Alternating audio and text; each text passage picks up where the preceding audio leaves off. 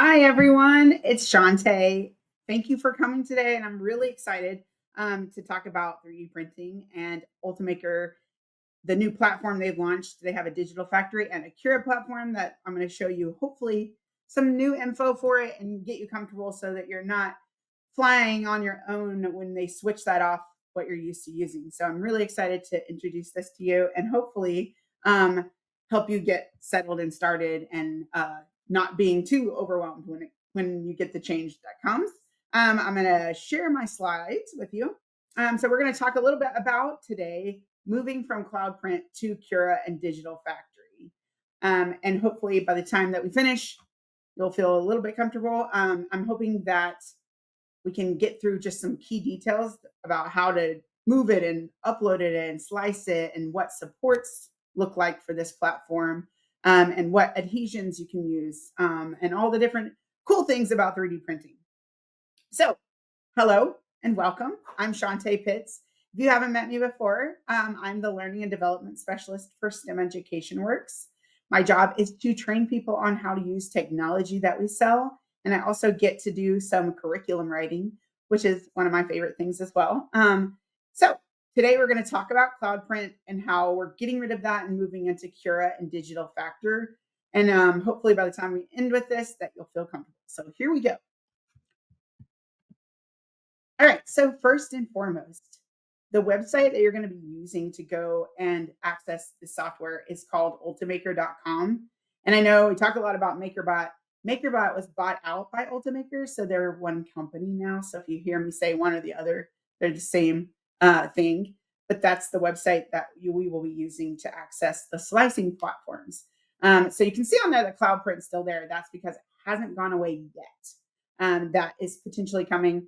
I think they switched the date a little bit to hopefully give you guys some more time to all adjust and move over. But in October, the plan is for it to be no longer accessible, which now what, right? So that's why they have Ultimaker, Cura, and the Digital Factory up there with you.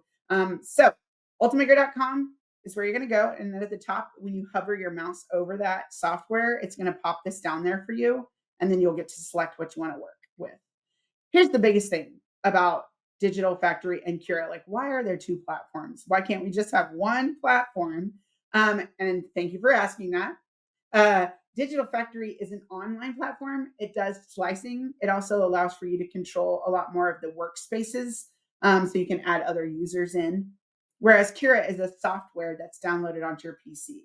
So what I like to say is like the PC controls the Cura software, whereas like the printer controls the online software. So you're communicating straight to the printer as opposed to using the PC as your person to communicate with. So that's what that means.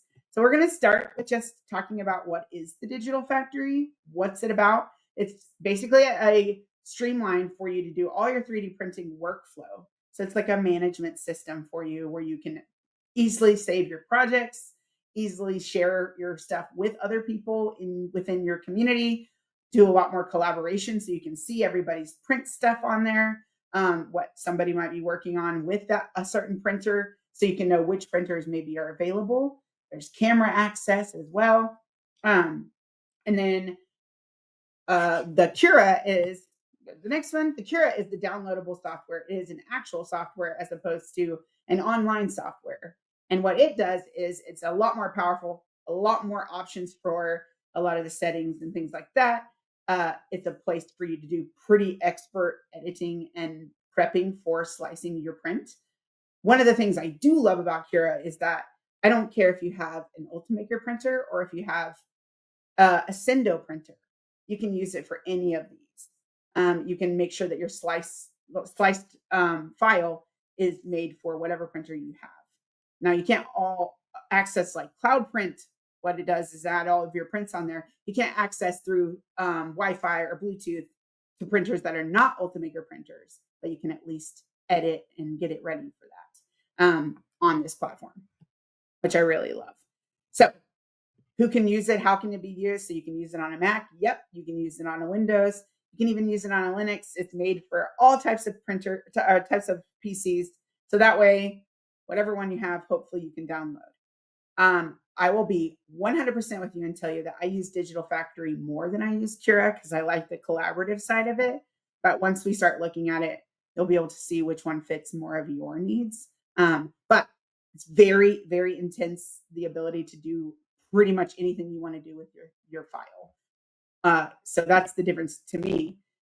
Before we get into like actually exploring those software platforms, I wanted to tell you guys about an exclusive access that Makerbot is offering people who have already been using CloudPrint. So if you're already using CloudPrint and you're still using CloudPrint and you haven't moved over, or even if you have moved over, if you want some exclusive access, they're giving it to people for free. It's usually a $600 a year thing. And I think it's 3 months total for free. That gives you a chance to kind of explore what it is that will offer you in comparison to what a free platform will offer you. You do not have to pay to access anything, but the more users you add, you only have a certain amount, and we'll look at that. So this might be helpful if you want to let a lot of people explore what it looks like to do the software stuff that's available to them, and then you'll have your access afterwards. You just won't have as many users. So free, use what you want to use. If you want to use it, there's a link on the page. There's a link in the chat. If you're online with me, definitely sign up and at least use your freebie to see if you need it and if it's worth purchasing for what your needs are. All right, so what we're going to do is I'm going to switch my screen to the actual platform and kind of show and work you through some of the stuff that I have been exploring to hopefully give you a good idea of the differences that you're going to see and hopefully get you started with getting ready. So what we're going to do is switch over to here. So we're at digitalfactory.com. I've signed in. So if you haven't signed in and you want to work along with me, this is where you'll want to pause or I'm going to pause to give you a second to get to the website. So you're going to go to digitalfactory.ultimaker.com and then log in. And then once you log in, your page should look something like what you're seeing on my screen right now. So you have the Makerbot printers, which if you're an educator or in education, most of y'all will probably have the Sketch series, which is the Sketch Large, the Sketch, and also the Sprint. Those are where those three will be located, is under that Makerbot option. And then you have an Ultimaker option for some of the more high-tech or different types of printers that maybe are older ones for that side. So depending on what type of printer you have, this is where you're going to select which one you want to start with. If you already have your account set up on Makerbot using CloudPrint, there's a button down here that you can actually click and say, I want to just import the printers I already put on my account when I use CloudPrint, which is amazing. I'm really glad they thought of that because it's very helpful. But if you didn't want to do that and you want to do it from zero, you absolutely can. So when you click that, it'll ask you what type of printer you're planning to be using for this, that you want to upload to this. If you have the Sketch Sprint, that'll be your first one. The Large and the Sketch itself are going to be that center one. And once you click that, it's going to ask you for the authorized code. This is where you'll head to your printer like we've used for CloudPrint. You'll go to the main page, click Settings, find Wi-Fi or Network. When you click that, there'll be an option on there that says Authorized with Code. And when you select that, it'll pop up with this 6-digit code that you'll enter into this spot that you're seeing on the screen right now. Once you enter that in, it will connect your printer for you and allow for you to access the printer via cloud. So you don't have to actually go to the printer, plug in a USB if you don't want to. You can do it this way. And it'll also allow for you to access the camera that's located in these printers so that you can see what's on the bed, if there's anything on the bed, or if your print is becoming a disaster, which happens to all of us, unfortunately. And if you're at home and you're like, oh no, it's a disaster, it's wasting filament, you can actually make it stop and be able to hold off until you can come in there and clean it up and not have to have it keep printing and wasting your filament that you have. Also, if you have the new Sprint, this is just an additional thing in case you do. If you have the Sprint, there is a toggle on the actual printer that will turn on and off your camera, and it's set for off when you initially set it up. So if you're like, I'm not seeing anything and it's not giving me any picture, I ran into that recently and I was like, what's wrong with this? And then when I went to the printer, I was able to find that. So that's in your settings on the actual printer. So when you authorize it, if you're not seeing any camera coming up, that's the reason why. So you'll want to go over to your printer and turn that on if you want to see the camera. If you turn the camera on and nothing shows up even after that, there's a chance that you might have internet blockage happening on your uh, network side, because I know some school districts have camera turned off. So I would definitely ask about that if you run into that. But I haven't personally ran into that with the schools I've worked with recently. So hopefully we're good to go. All right. So once you have printers on here, when you click printers, you'll be able to see all those printers you have attached to your platform. You'll see what's going on them. You'll see what is in the queue on there. That's where you'll be able to see all of that information. Okay, so before I show you some of the tips and tricks on there, I'm going to have you do or show you one thing about adding users. So once I set up an account and I add all my printers to that account, I can actually share out my platform to my coworkers, to my other fellow teachers that I want to have access to the printers as well. And then we're all having access instead of every single person having to set up their own account and then connecting the printers to that. You can just invite them to your platform. And I'm going to show you how to do that now. So when you click down at the bottom or look down at the bottom, you'll see my little login information. And when I click my name, it asks me what I want to do. And there's this spot right here, testing the waters is what I call my platform when I was playing with it, because I was testing it out. And so I left it, haven't changed it yet. So when I click workplace, though, view workplace, then it will show me all of the information about my workspace, including the users that I have access to it. So general information about it. You'll see that I have right here that free EDU. The free EDU page, I'm going to zoom in a little bit so you can see a little better. That free EDU plan is the one I signed up for that allows for you to have up to 8 printers on that platform and up to 5 users and up to 5 projects that y'all are simultaneously working on together. That's what this free platform allows for you to do. When I showed you earlier the exclusive access, that's going to give you the classroom access, which is a paid for platform. And that is actually going to allow for you to add a lot more users than that. So it really just depends on what environment you're working with. Even if somebody doesn't have access to the digital factory, though, they can still use Cura, slice it on a USB and plug it in. This is more just a online platform for everybody that collaborates together. So once you click users over here under general, this will allow for you to invite users. You can put in a person's email address and invite them, and they can access this platform. They won't have to turn on the printers and get them loaded up. It'll already be done because you did all that for them. All right, so we're going to go to on this side over here where it says prepare, and that's where you're able to actually upload your files and get them ready for slicing. So I'm going to zoom in a little bit for us.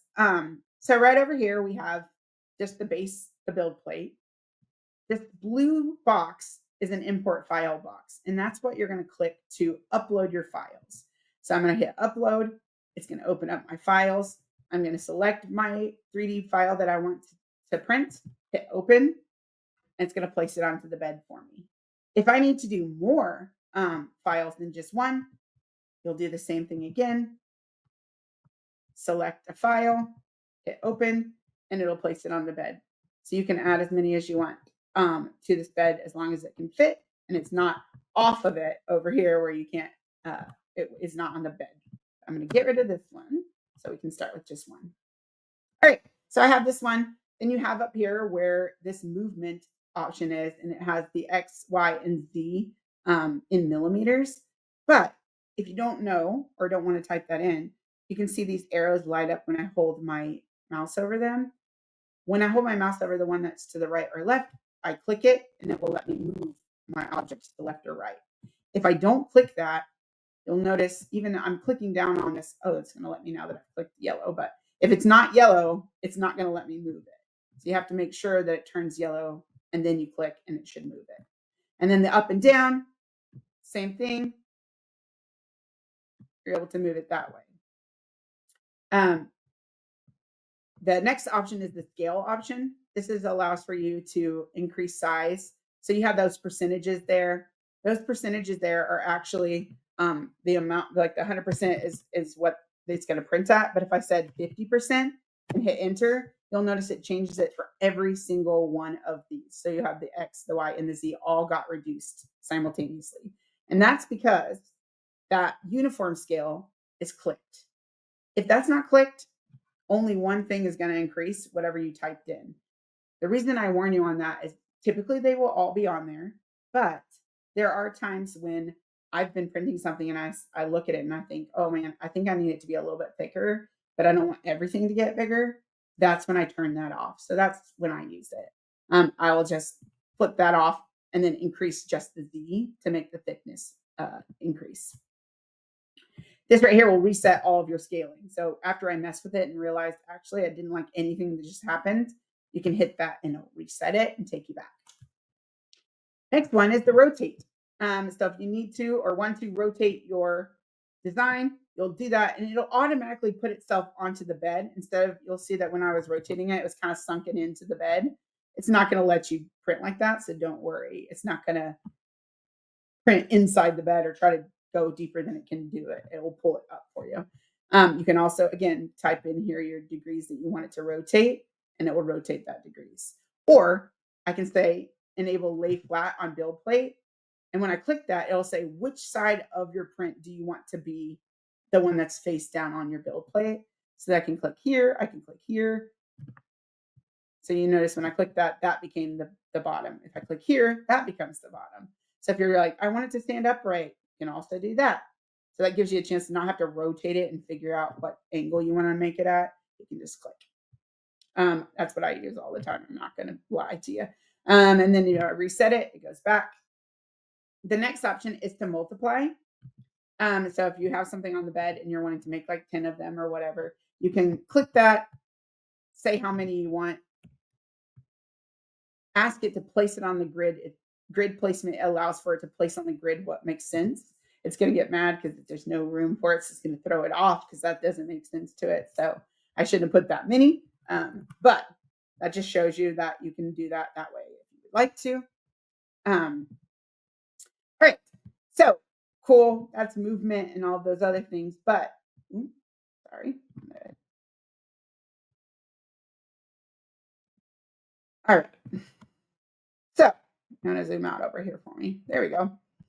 All right, on this side, this is something that I feel like I've run into a few times where when I'm doing things where do we switch between inches and millimeters? Thank you. That's a great question. Okay, so I believe you can change the settings. And now that you're asking me that, I think it's on here. Give me a second to think about it and I will come back to you, I promise. But I don't know if I remember how to switch it from millimeters to inches. And I know that you're able to do it because I've seen it happen. That I didn't mess with it beforehand because I didn't think about that. But that was on me. I will get back to you and get an answer for you. All right.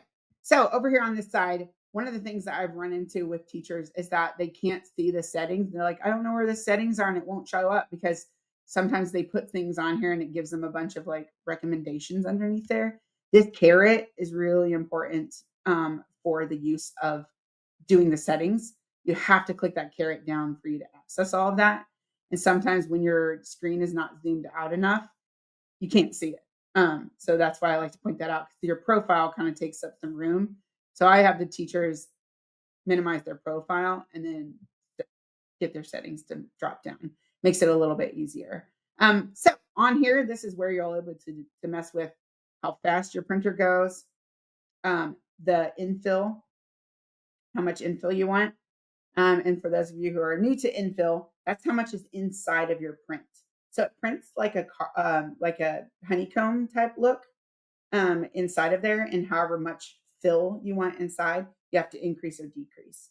15% is pretty much what is the default for most printers because you don't really need it to be fully full unless you're printing something really small.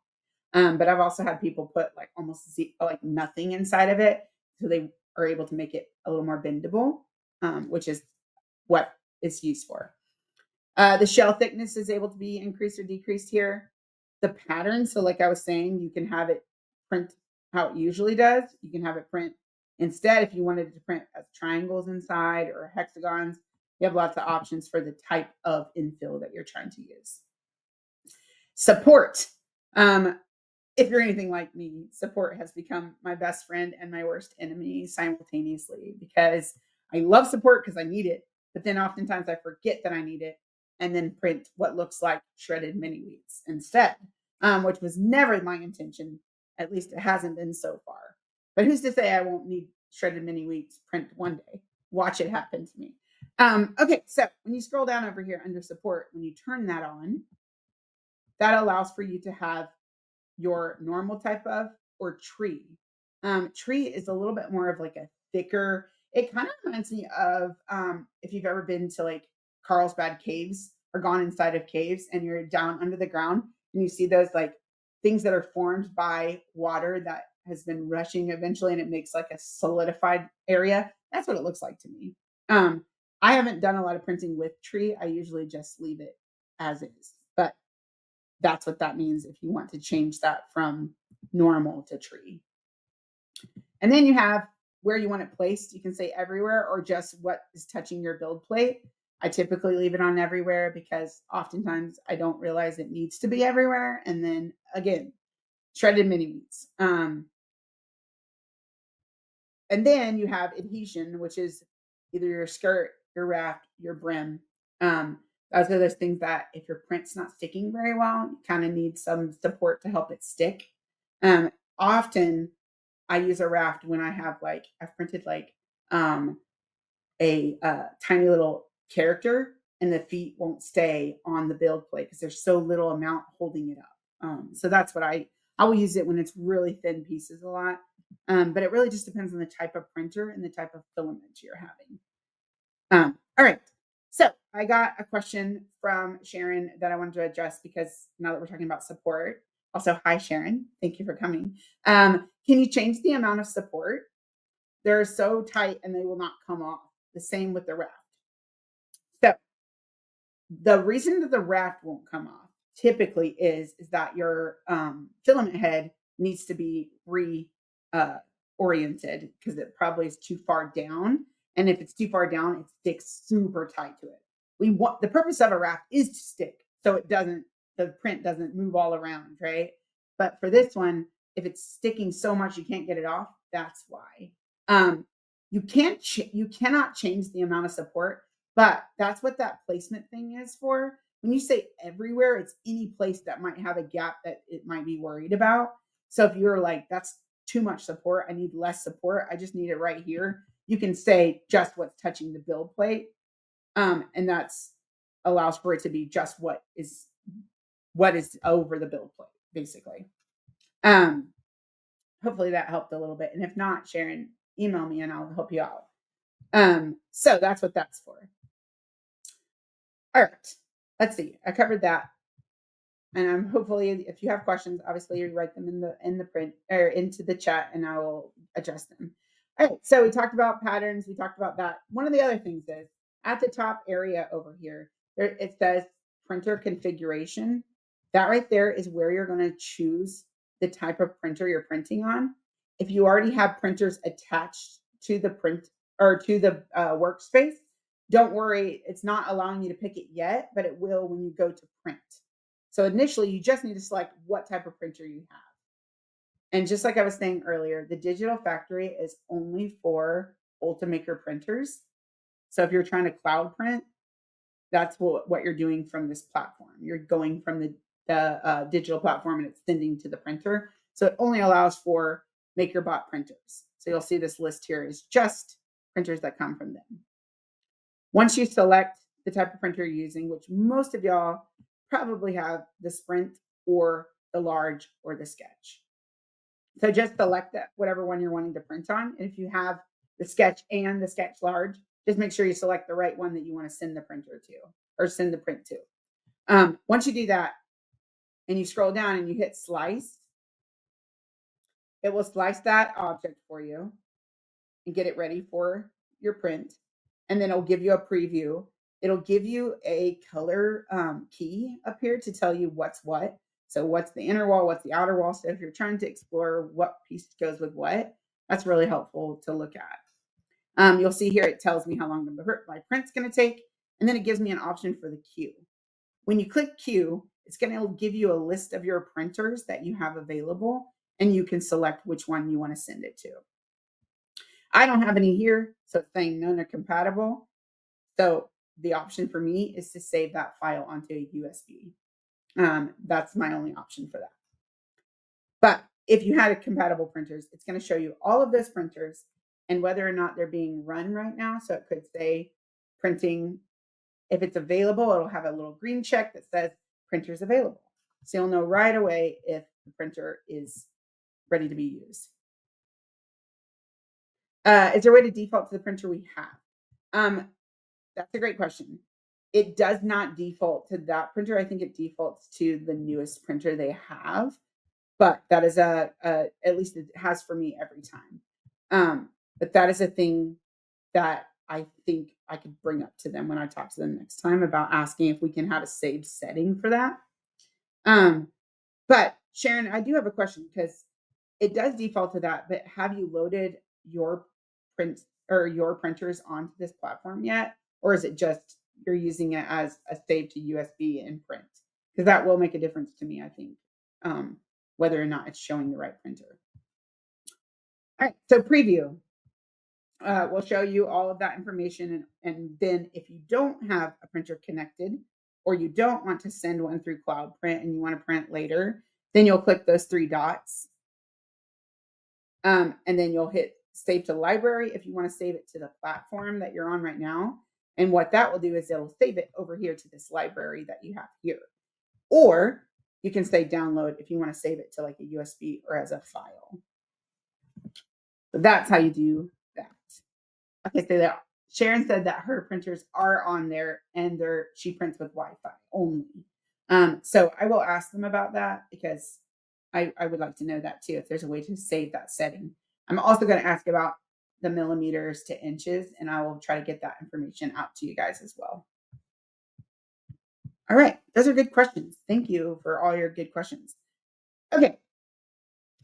If you want to monitor what's going on your printers, that's where you'll head to your print jobs, and it will give you all of your printers and the print jobs happening with the camera showing you what's going on. You can also click printers and it'll show you that as well. But that'll give you a list of all of the jobs that are in the queue waiting to be printed. So sometimes I check to make sure that like my other coworkers haven't all sent one waiting in the queue. Because if there's one that's free, I could just go straight to the one that's free as opposed to one that's in the queue. Awesome. All right. So I'm going to quickly show you Cura so you can see the difference between the two platforms, while also, again, showing you that the biggest thing about this platform is the Digital Factory is very much about collaborative. So you can save all of your stuff onto there and then be able to share it out with people in your platform. Whereas Cura is more about the details, more about more things the settings that you can edit, more access to that kind of thing. So I'm going to pull that up for you here. So right here, you'll see that's defaulted to Makerbot Sketch. That's because that was my default printer because I added printers to this. So what makes this a little bit different, and Sharon, this might actually help you with that question, is that it doesn't give you a list of printers already on there. You have to add a printer. So right now it has these two because I added these two, but these were not initially there. There was nothing there at first. So when you hit add printer, then it's going to ask you what type of printer you're going to use. Is it one that Ultimaker made, or is it a different one? If it's a different one, I'll click there and it's going to ask if you want to find one that's in your network, and you'll see that I have 0 in my network, which checks out because if I have some in my network, I would be a little bit worried that people were 3D printing all around me at a hotel, which would be weird to me. So then you can say add a non-network network printer. If you click that, that allows for you to add one even if you don't have one connected to the Wi-Fi. So when I do that, I can look at this list of printers available. You can see every brand that you've ever heard of. I don't care if you have bamboo. I don't care if you have, like I said, Cindo, Creology, all of those ones are on here. So I can select any type of printer. FlashForge. So I can say I have a FlashForge 3 Adventurer, and then I hit add.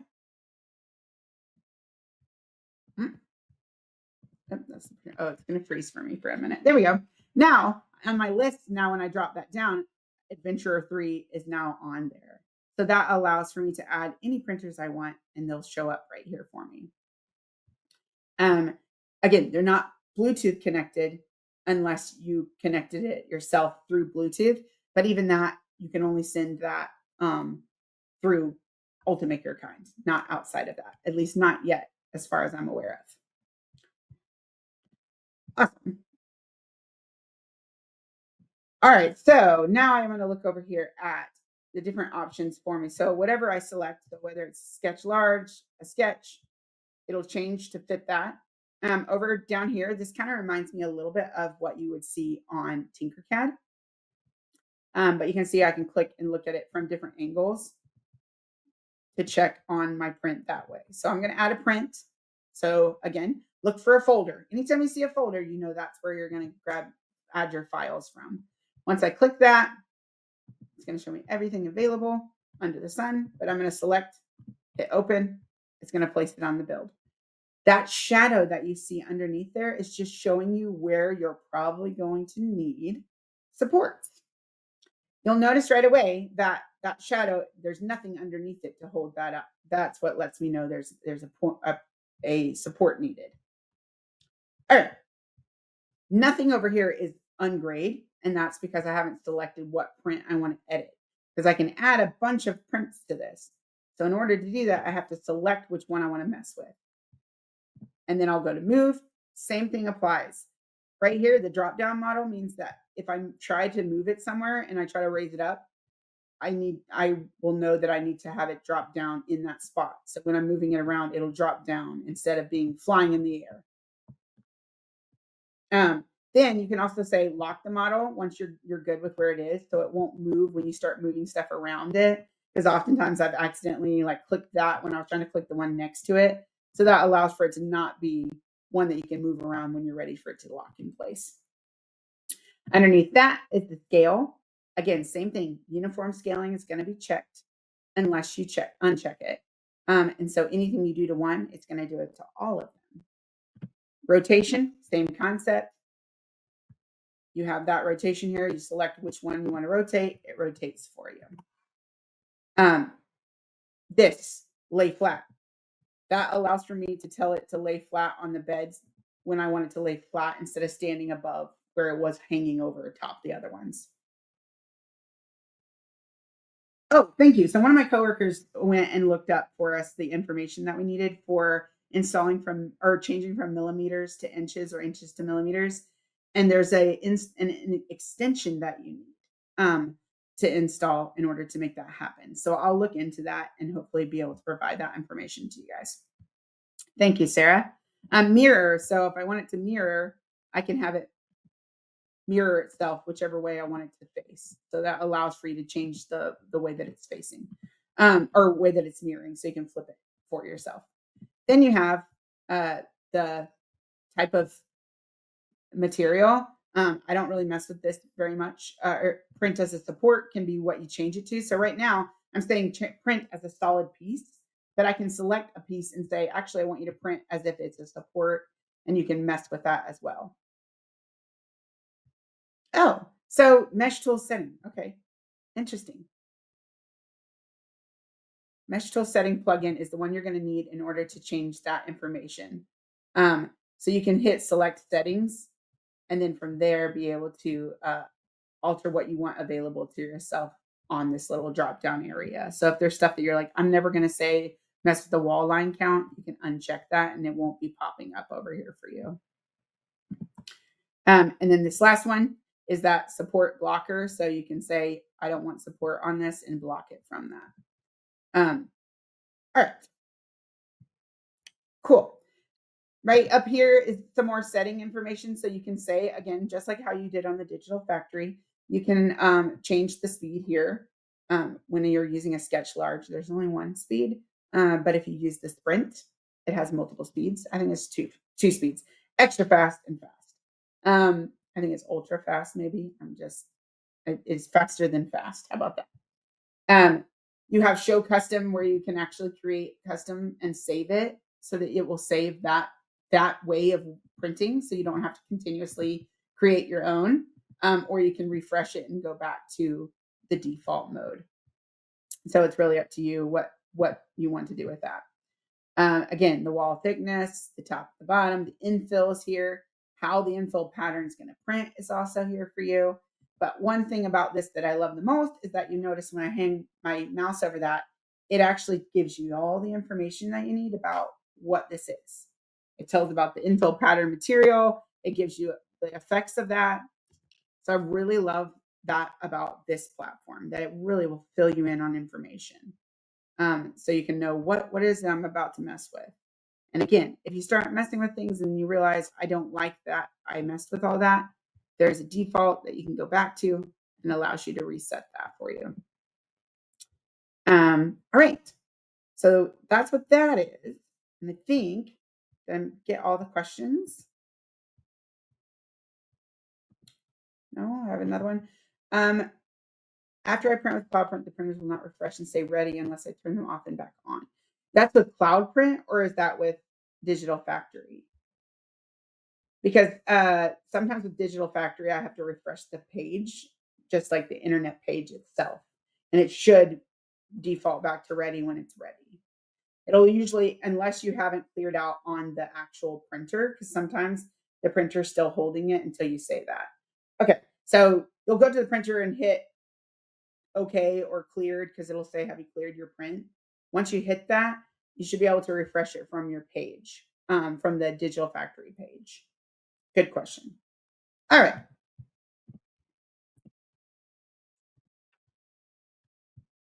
Going back to here. Sorry, guys. All right. Okay, Sharon, well, I'll meet with you, or I'll get with you. I'll figure that out with you at some. I think I have an email that I'm going to address. So at some point, I'll get with you on that. I don't know why it's not doing that. All right.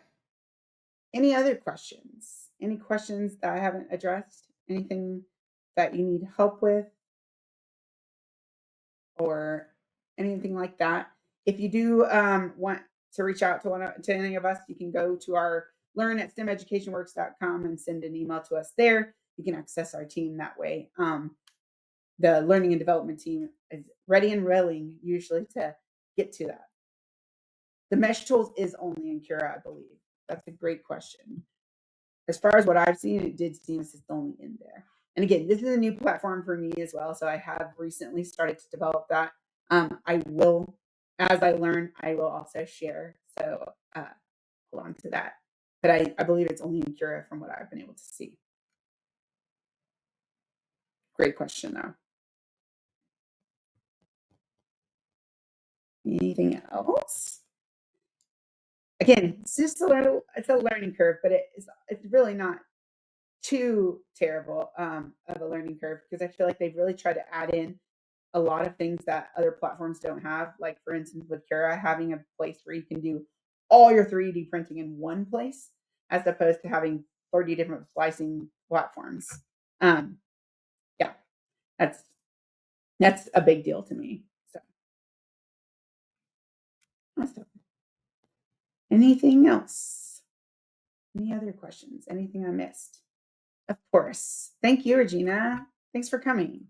Sharon, like I said, reach out to me and I'll see what's going on. It could just be a connection issue, which shouldn't be a terrible fix, but we'll figure it out with you. Well, either Jake or I will work with you on that and see if we can figure it out. Anything else? Awesome. Thank you guys so much for coming. Again, it's going to be a learning curve, but we'll keep in contact with you and keep you updated as much as we can on this stuff. So that way we don't have any issues with your transitioning into this new platform. So I'll try to keep you updated as much as I get updated. Awesome. Okay, well, next month, Jake's going to be running the webinar. So if you are wanting to come back for our webinar next month, Jake is going to teach us some really fun things about circuitry. So please come and learn some things about circuitry, and hopefully Jake, I know Jake's going to make it fun because he always does. So the link is in the chat, and it'll also be emailed to you. So hopefully you'll sign up and come see us so we can learn more about some circuitry through Jake. Other than that, thank you so much for coming, and we will see you next month. Bye, guys.